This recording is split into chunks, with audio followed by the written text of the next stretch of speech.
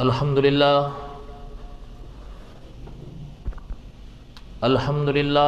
رب العالمین، الصلاۃ والسلام علی سید الانبیاء والمرسلین، اما بعد، اعوذ باللہ من الشیطان الرجیم، بسم اللہ الرحمن الرحیم۔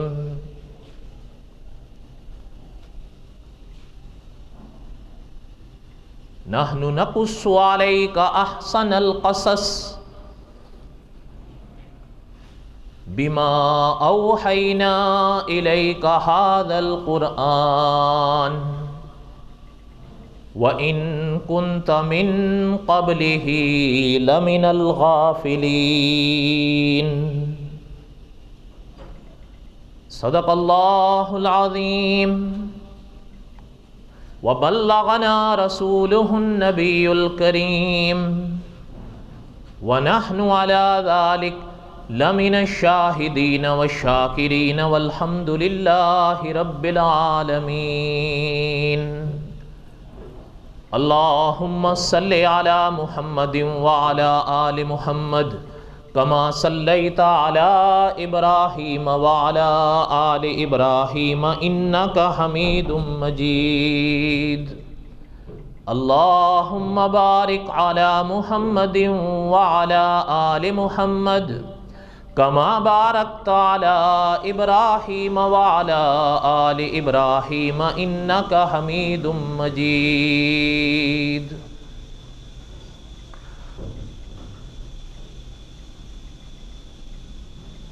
قصص الانبیاء علیہم الصلاۃ والسلام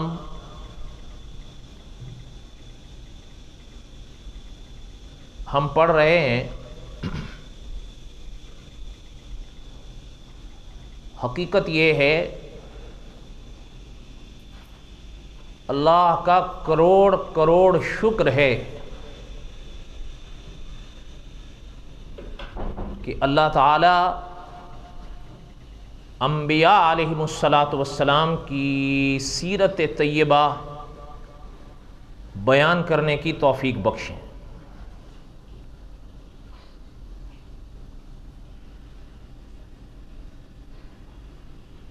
اور میں دل سے دعا کرتا ہوں کہ اللہ تعالی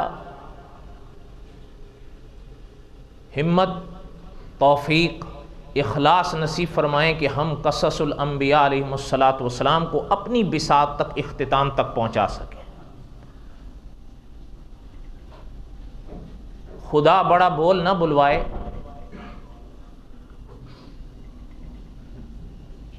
میری نجات کا ذریعہ ہے یہ اگر خدا کی بارگاہ میں قبول ہو گیا تو۔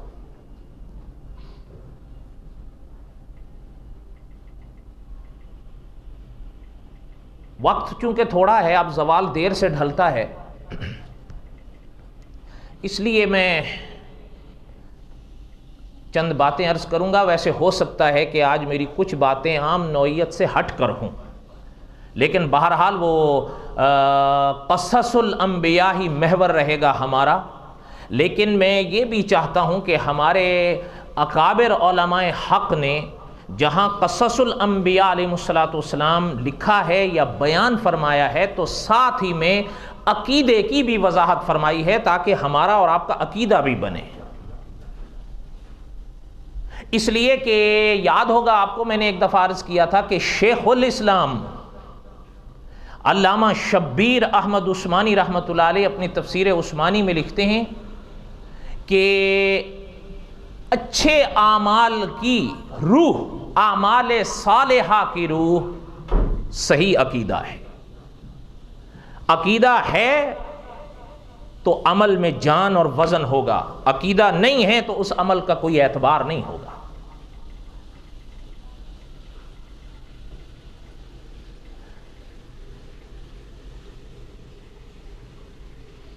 آپ کو یاد ہوگا گزشتہ جمعہ ہم نے حضرت نوح علیہ السلام کے واقعات پڑھتے ہوئے حضرت علیہ السلام کے بیٹے کنان کا واقعہ پڑھا تھا۔ میں نے عرض کر دیا تھا کہ قرآن پاک میں کنان کا نام نہیں ہے، واقعہ ہے، لیکن علماء نے لکھا ہے کہ اس کا نام پرانی کتابوں کے حوالے سے کنان ملتا ہے. وہ آپ سب سن چکے اور پہلے بھی آپ سنتے رہے ہیں. میں کوئی آپ کو نئی باتیں نہیں سنا رہا ہوں، بس دوہرا رہا ہوں. کنان بچا نہیں، ڈوب گیا. یہ تو آپ سب جانتے ہیں. البتہ اگلی بات بھی آپ جانتے ہیں، لیکن تھوڑی سی مل کے دہراتے ہیں اور دعا کرتے ہیں اللہ تعالیٰ سے کہ اللہ تعالیٰ ہمیں صحیح عقیدہ نصیب فرمائیں، اور وہ نصیب فرمائیں جو اہل سنت و جماعت کا عقیدہ ہے. اس لیے کہ علماء نے لکھا ہے کہ ناجی جماعت اہل سنت و جماعت ہے.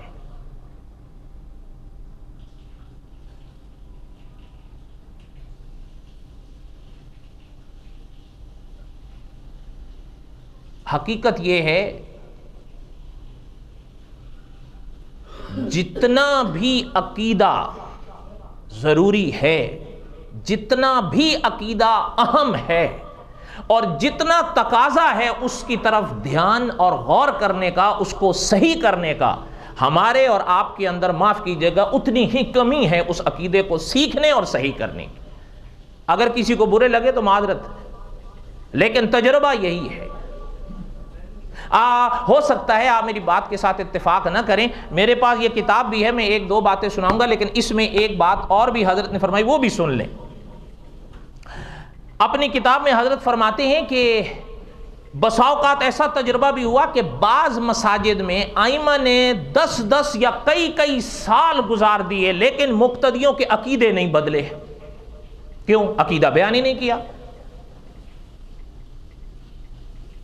جبکہ یہ وہ اچھی طرح جانیں گے اور جانتے ہوں گے کہ علماء نے لکھا ہے کہ عقیدے پر انسان کی نجات ٹھہری ہے. عقیدہ صحیح ہوگا تو نجات ہو. اچھا پتہ ہے ایک بات میں تازی کرتا چلا جاؤں قصص الانبیاء کے حوالے سے. جب ہم نے یہ پڑھا تھا نا ابتدا میں، شاید وہ درس محفوظ نہیں ہے، لیکن اس کا خلاصہ آپ کو یاد ہوگا کہ علماء کی اصطلاح میں آپ پورا قرآن پاک پڑھ جائیں، الحمد کی الف سے لے کر والناس کے سین تک 3 باتیں ایسی ہیں کہ جو قرآن پاک میں بار بار آتی ہیں. ایک جگہ نہیں ہے، بار بار آتی ہیں، الگ الگ موقع پر آتی ہیں. ان کو علماء کی اصطلاح میں کہا جاتا ہے مسائل مہمہ.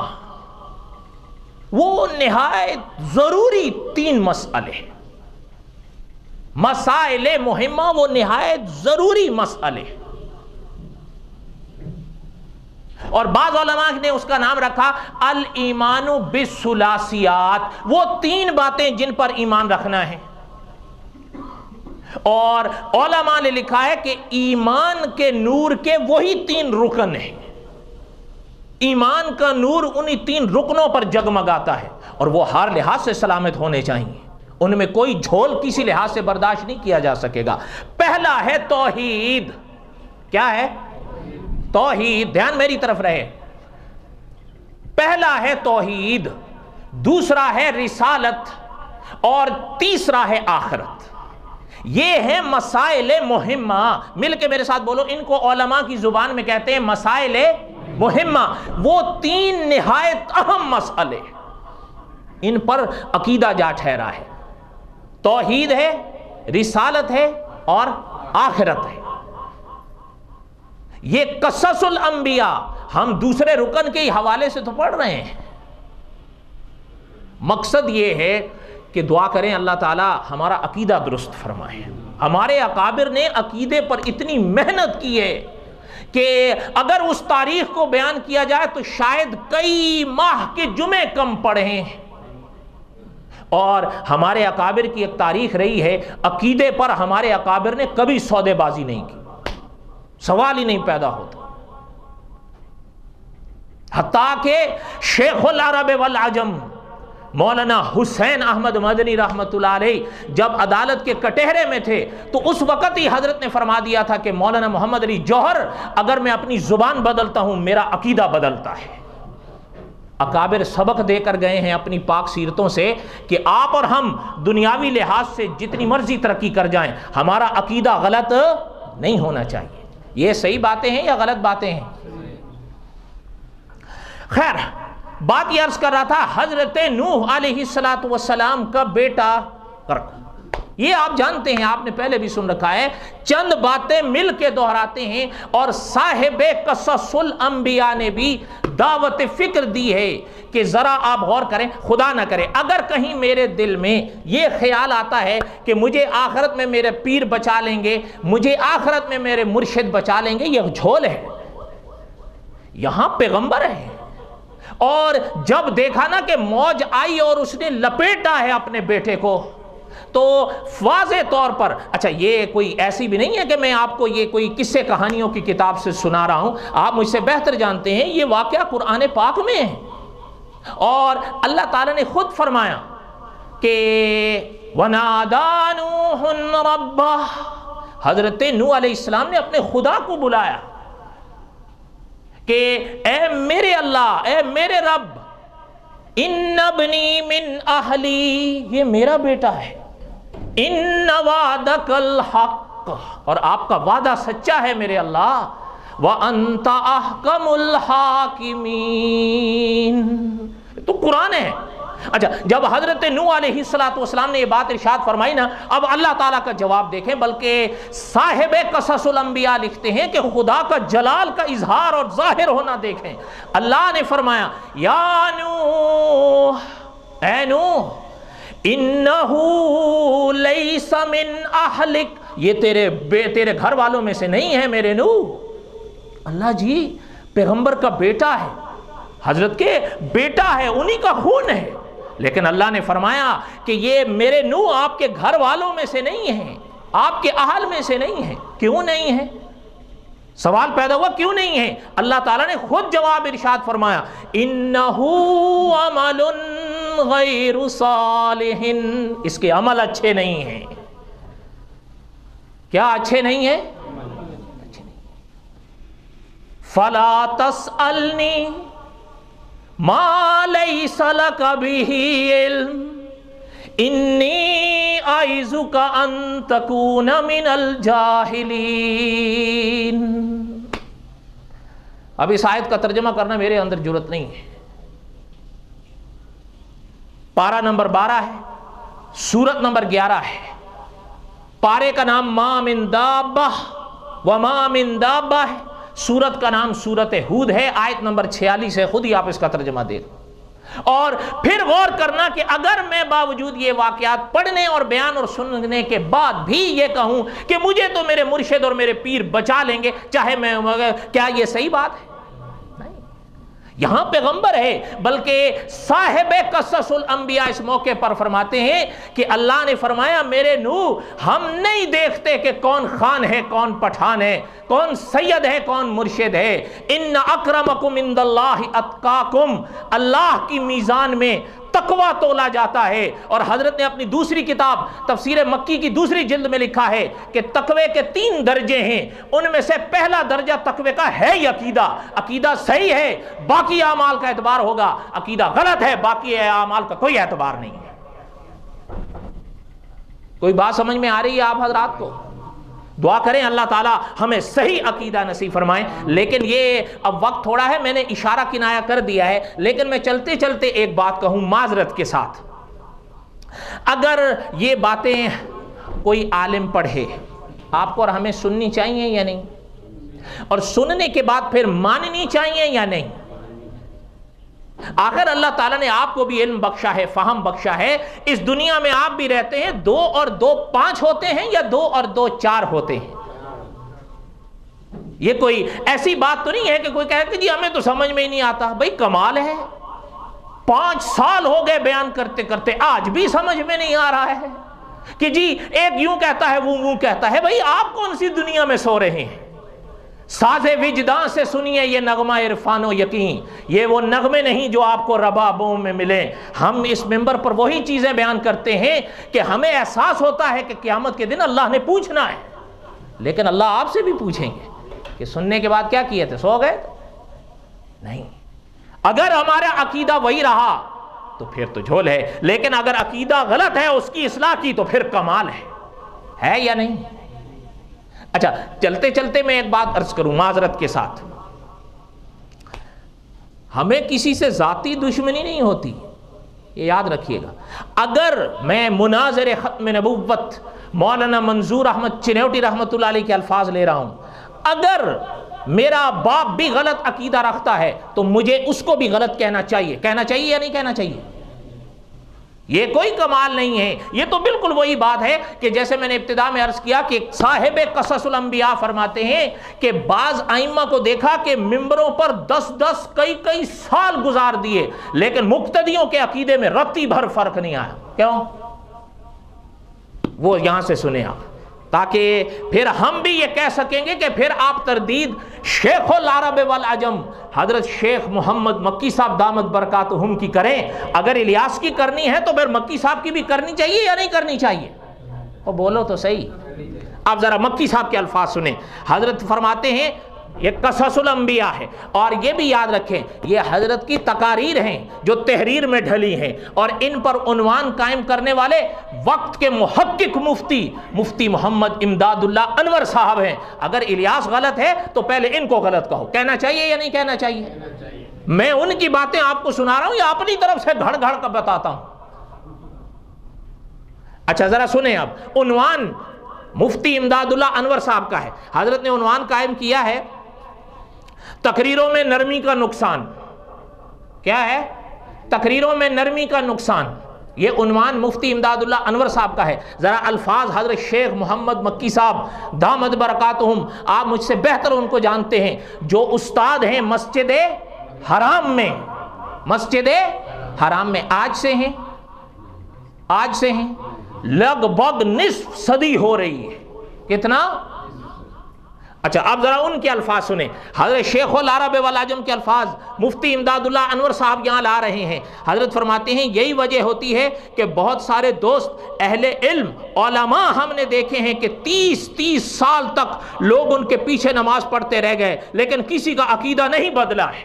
یہ وہی الفاظ ہیں یا کوئی اور ہیں؟ او بولو تو صحیح یار۔ اب آگے سنیں، فرمایا کسی کا عقیدہ نہ بدلا، کہ کبھی عقیدہ بیان ہی نہیں کیا، بیان ہوگا تو شاید کوئی ایک آدھ کا بدلے گا، جب عقیدہ بیان ہی نہیں کیا، کبھی فضائل بیان کر دیے، درود شریف کی فضیلت، کبھی رمضان شریف کی فضیلت، کبھی مکے کی فضیلت، کبھی مدینہ منورہ کی فضیلت، کبھی حضرت ابو بکر رضی اللہ تعالیٰ عنہ کی فضیلت، کبھی حضرت آدم علیہ السلام کی فضیلت، کبھی شان محمد الرسول اللہ صلی اللہ علیہ وسلم، اور کبھی کبھی پیغمبروں کے میلاد منانے بھی شروع کر دیے۔ عقیدہ کہاں بدلے گا؟ اب یہ الفاظ میرے ہیں یا مکی صاحب کے ہیں؟ اچھا اب جو کہے الیاس غلط بولتا ہے اس کو چاہیے مکی صاحب کی بھی تردید کرنی چاہیے یا نہیں کرنی چاہیے؟ کہنے کا مقصد یہ ہے کہ بات سمجھیں آپ، ہمیں کسی سے ذاتی دشمنی نہیں ہے۔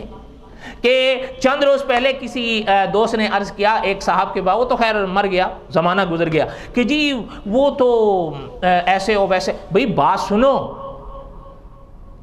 حضرت عیسیٰ علیہ السلام بغیر باپ کے پیدا ہوئے، اس پر پیغمبر کی امت کا اجماع ہے۔ حضرت عیسیٰ بن مریم کے کوئی باپ نہیں تھے، بغیر باپ کے اللہ نے اپنی قدرت سے پیدا کیا، حضور کی امت کا اجماع ہے اس مسئلے پر۔ جن صاحب کی وہ بات کرے تو اس نے لکھا ہے کہ یوسف نجار حضرت عیسیٰ کے باپ تھے۔ کون؟ یوسف نجار حضرت عیسیٰ کے باپ تھے۔ اچھا اب بتائیں، اب ہم ان کی اتنی بڑی داڑھی دیکھیں، اتنا بڑا ان کے ماتھے پر محراب دیکھیں، یا اس کے اس عقیدے کو دیکھیں؟ کس کو دیکھیں؟ اور بتاؤ تو صحیح یار، نہیں سمجھ میں آ رہی آپ لوگوں کو بات؟ اس دن مجھے ایک دوست کہہ رہا تھا، خیر چھوڑو پھر لمبی بات ہو جائے گی۔ کہنے کا مقصد یہ ہے کہ ہمیں کسی سے ذاتی دشمنی نہیں ہے۔ یہ ممبر، اچھا یہ بھی اپنا بعض حضرات کو یہ ہوا نا کہ جی ذرا نرم ہونی چاہیے، بالکل ذرا رواداری بھی کسی چیز، اور جی ذرا وسعت قلب بھی تو کسی چیز کا نام ہے نا۔ اور بھائی کس چیز کا نام ہے یہ آپ بتا دو۔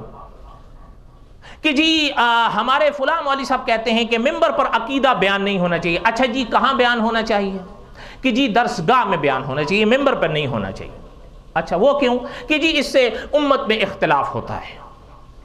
امت میں اتحاد ہونا چاہیے، پیار ہونا چاہیے، سارے اپنے بھائی ہیں، بس ذرا میٹھی نرم بالکل تاکہ سارے خوش ہو جائیں۔ اگر مجمع شیعوں کا ہے اہل بیت پہ تقریر کر دو، مجمع اگر بریلوی مسلک کا ہے حضور کی شان اور اولیاء کی شان پر تقریر کر دو، اگر مجمع جو ہے نا وہ ذرا توحید والوں کا ہے تو پھر کھل کے توحید پر تقریر کرو۔ میں آپ سے پوچھتا ہوں جو آدمی اس طرح کی تقاریر کرے گا کیا خیال ہے آپ کے بارے میں؟ پاس ہے؟ وہ بولو تو صحیح یار، آخر اللہ تعالیٰ نے آپ کو بھی فہم بخشا ہے، یہ کیا ہے؟ یہ آپ کو یاد ہوں گے نا کہ اپنا اقبال مرحوم کہ اقبال بڑا اپدیشک ہے من باتوں میں موہ لیتا ہے، یہ کون سی بات ہے کہ بھئی میں جو مجمع دیکھوں اسی رنگ میں ڈھلتا جاؤں؟ یہ ہمیں نہیں آتا، سیدھی بات ہے۔ ہم نے ہاں رہ گیا مسئلے کا، تو اکابر کو ہم نے دیکھا اور اکابر کو ہم نے پڑھا۔ میں آپ سے پوچھتا ہوں جہاں ہمارے اکابر نے عقائد پر تحریر کی ہے، ہمارے اکابر نے عقائد پر تقریر کی ہے یا نہیں کی ہے؟ ہمارے اکابر نے جہاں عقائد کو کتابوں میں مدون کیا اور کروایا ہے، وہاں ہمارے اکابر نے عقائد کو ان ممبروں پر بیان بھی کیا ہے، اور کرنا چاہیے یا نہیں کرنا چاہیے؟ اس لیے کہ اگر ممبر بیان نہیں کرے گا آپ کیسے سیکھیں گے؟ آپ تو کبھی درسگاہ میں جائیں گے نہیں، آپ جائیں گے؟ مجھے 5 سال ہو گئے اس مدرسے میں درس دیتے تھے، آج تک ایک آدمی نہیں بڑھا میرے درس میں۔ کیوں؟ جتنے تھے ہم وہی ہیں۔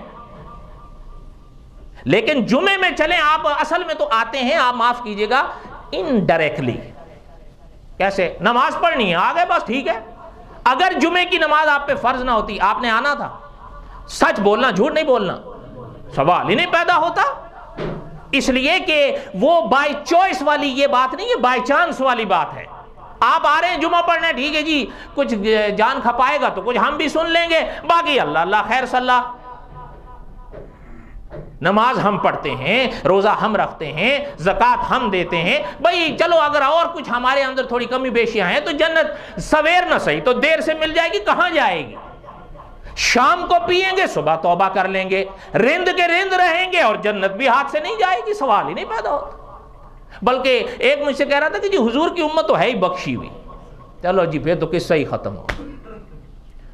اچھا جب یہی بات ہے تو صحابہ کی ذرا تاریخ پڑھو۔ اچھا ایک بات میں یہ عرض کروں، ممبر پر ہمیشہ ہمارے اکابر نے عقائد بیان کیے ہیں، آپ کبھی درسگاہ کا رخ کریں گے نہیں۔ دیکھیں آپ تاریخ اکابر اٹھا کر دیکھیں، جب اگر موقع آیا ہے کہ کہیں اگر کسی شخص نے ختم نبوت کا عقیدہ توڑنے کی کوشش کی ہے تو ممبر پر مناظر ختم نبوت مولانا منظور احمد چنیوٹی آئے یا نہ آئے؟ اور جہاں اگر صحابہ کے خلاف کوئی فتنہ اٹھا تو مولانا حق نواز جھنگوی ممبر پر آئے تھے یا کتابوں کی طرف گئے تھے؟ اور بولو تو صحیح نا خدا کے بندو، مولانا جھنگوی مرحوم کی کوئی کتاب لکھی ہوئی ہاتھ سے میری نظر سے نہیں گزری ہے، آپ کی نظر سے گزری ہے تو مجھے دکھا دینا، میں آپ کا احسان مانوں گا۔ مولانا جھنگوی مرحوم نے صحابہ کے بارے میں عقیدہ کہاں بیان کیا تھا؟ ممبر پہ کیا تھا نا۔ اور پتہ ہے یہ جو کہا کہ چیز ذرا اتفاق یاد کریے، مولانا امیر عظیمت حق نواز جھنگوی رحمت اللہ علیہ کے یہ الفاظ ہمیں آج بھی یاد ہیں، جو درس کی صورت میں ہم نے پڑھے اور سنے۔ حضرت فرماتے تھے کہ خطیب اور عالم کی ممبر پر اس وقت ضرورت ہے جب حالات ہٹلر جیسے ہوں۔ اگر حالات صدیق اکبر جیسے ہیں پھر تو جناب کی ضرورت ہی نہیں ہے، پھر تو بیٹھ کے تسبیح پڑھو، پھر تمہاری کیا ضرورت ہے؟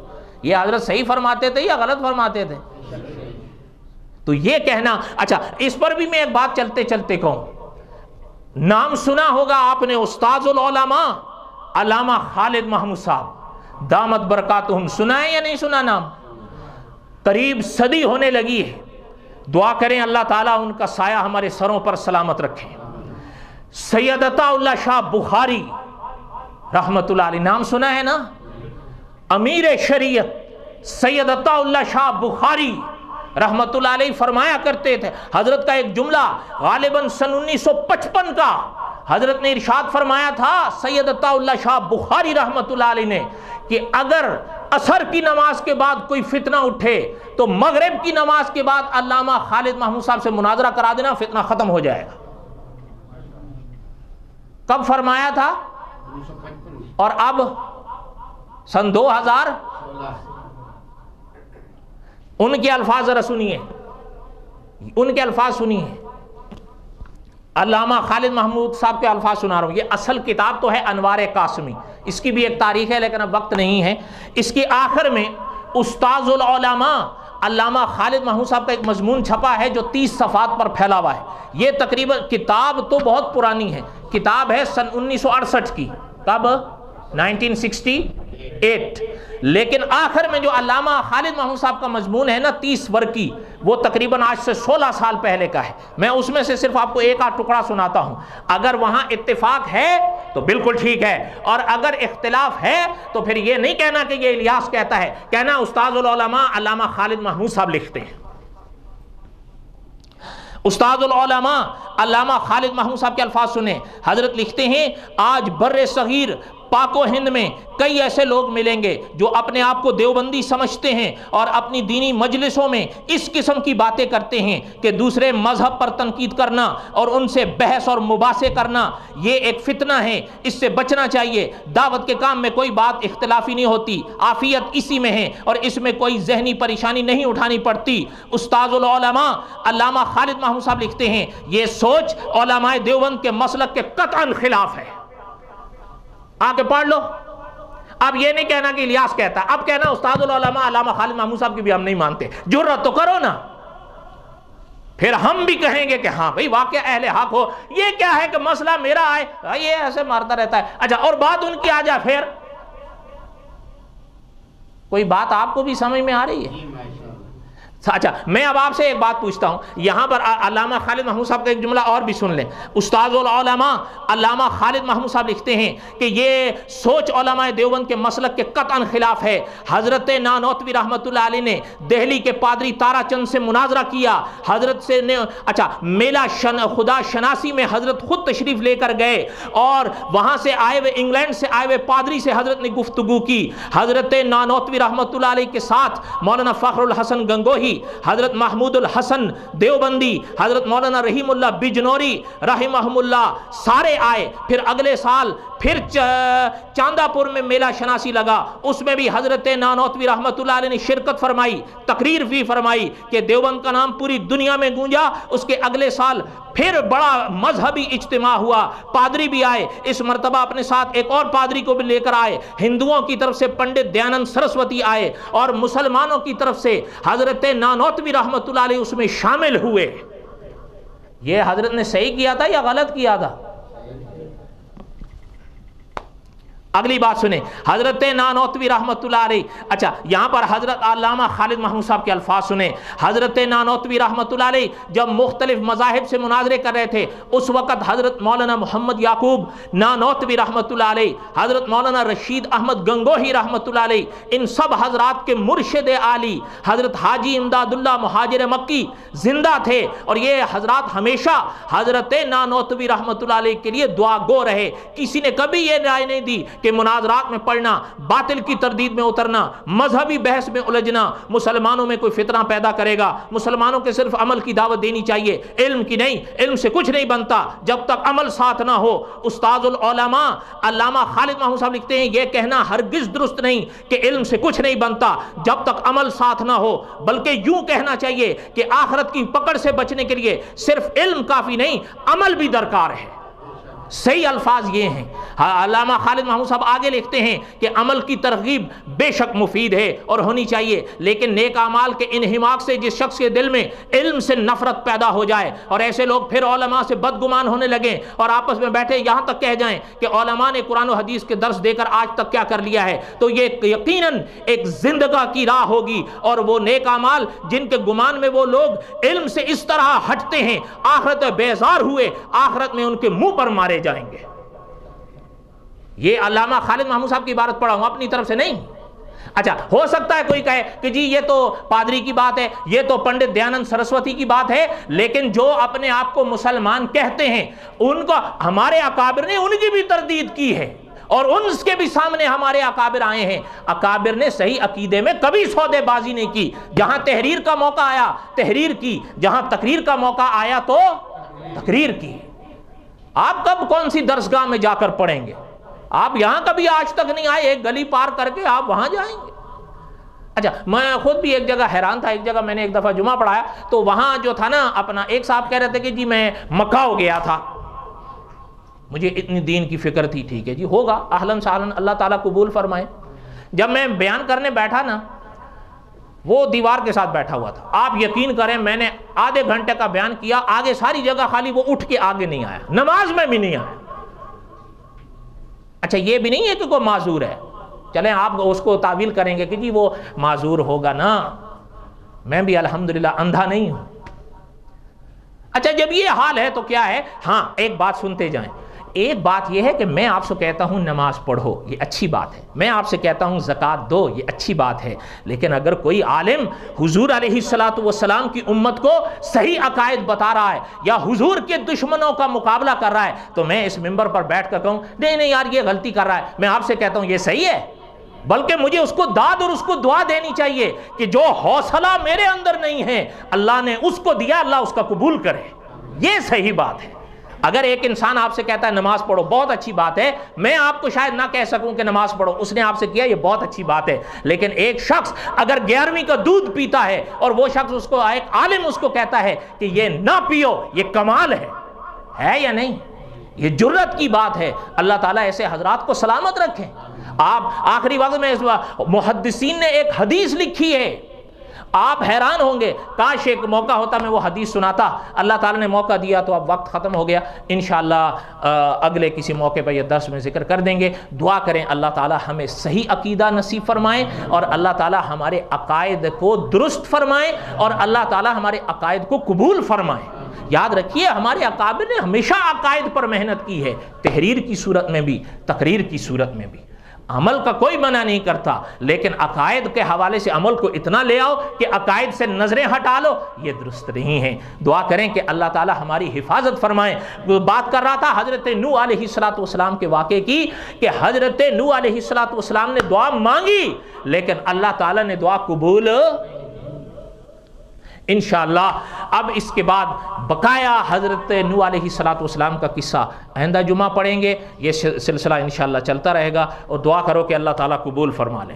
میں کل بھی یہاں ایک دوست سے کہہ رہا تھا, حقیقت ہے جیسے میں نے ابتدا میں عرض کیا, میری نجات کا ذریعہ ہے اگر اللہ تعالیٰ نے قبول کر لیا. میں ایک آخری بات آپ سے کرتا ہوں, اگر دل لگتی ہو تو اپنے عقیدوں کو آپ ایسے سنوارو. میں یہ نہیں کہتا مجھ سے سنوارو, جہاں آپ کو صحیح عقیدہ ملتا ہے آپ لو, محنت کرو اس پر. میں آپ کو اپنی دل کی بات کہتا ہوں, جتنا زیادہ عقیدے کے لحاظ سے آپ کا قد ہوگا اتنا ہی زیادہ میری آپ کی وجہ سے اٹھان ہوگی. اپنے عقیدے کو درست کرو, کوئی سودے بازی نہیں ہے. ہم آج ہیں کل مر جائیں گے, حقیقت ہے. ہم بھی چلے جائیں گے, ہمارے پہلے بھی چلے گئے, آپ بھی چلے جائیں گے, ہم بھی چلے جائیں گے. رہ جائے گی بات عقیدے کی. عقیدہ صحیح تو کامیاب ہیں, عقیدہ غلط تو کچھ کامیابی نہیں ہے. بلکہ مولانا نور الحسن بخاری رحمت اللہ علیہ نے لکھا ہے, حضرت فرماتے ہیں اگر کسی انسان کا عقیدہ ٹھیک نہیں ہے, وہ قیامت کے میدان میں نیکیوں کے دریا میں تیرتا ہوا بھی آیا, اس کی ایک نیکی کو بھی اللہ میزان میں نہیں رکھیں گے, اس کا کوئی اعتبار ہی نہیں ہے. اعتبار عقیدے کا ہے, اس کے بعد عمل آتا ہے. عقیدہ ٹھیک ہے عمل بھی آئے گا, عقیدہ نہیں ہے تو عمل. جیسے مجھ سے ان دوست نے کہا کہ جی اس فلاں نے تو وہ یونیورسٹی بنائی, کیا ہوگا؟ اچھا میں نے اس کو یہی کہا, میں نے کہا اس نے یونیورسٹی بنائی, ابو جہل نے کعبہ بنایا. میں نے صحیح کہا تھا یا غلط کہا تھا؟ نہیں آپ بتاؤ, میں نے غلط کہا تھا؟ آپ نے سنا ہے کہ نہیں ابو جہل نے کیا بنایا تھا؟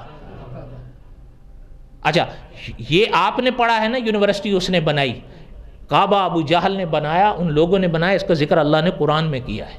وَمَا عَلَيْنَا إِلَّا الْبَلَاغُ الْمُبِينُ, سنت پڑھ.